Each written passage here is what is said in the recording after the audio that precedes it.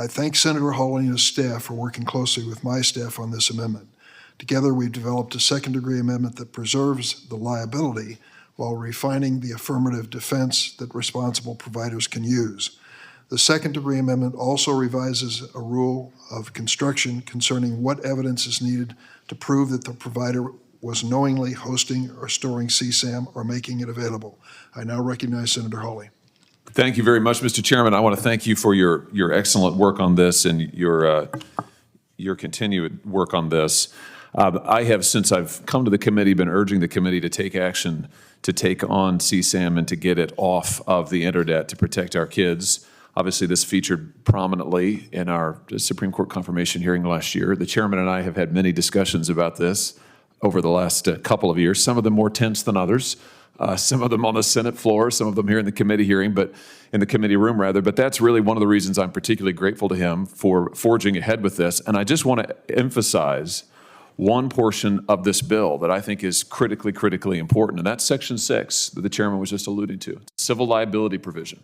And for the first time, it will allow victims of this material to get into court and to sue the people who made it, but also those platforms that knowingly host it.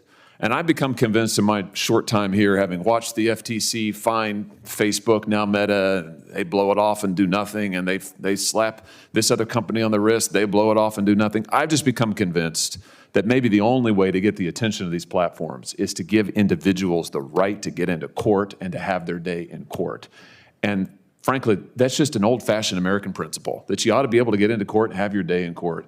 And I think that's the way that we're going to achieve real change here and give real power back to the victims and get justice for them. So I think that for that reason alone, Mr. Chairman, this is an important bill, Section 6. You and I have agreed on some language that I think strengthens it while preserving that balance that you talked about. And so now, with your permission, I'll call up my amendment. I'd like to call it, Mr. Chairman, my amendment, which is OLL 23485. And I offer this Durbin second-degree amendment to it, and all those in favor say aye. Aye. Opposed, no. Majority members present having voted in the affirmative, the ayes have it. I now move to adopt the first-degree amendment as amended. All those in favor say aye. Those opposed, no. The majority of the members present having voted in the affirmative, the ayes have it, and the amendment is adopted. Mr. Chairman, could I ask now consent to be added as a co-sponsor to your bill? Without objection.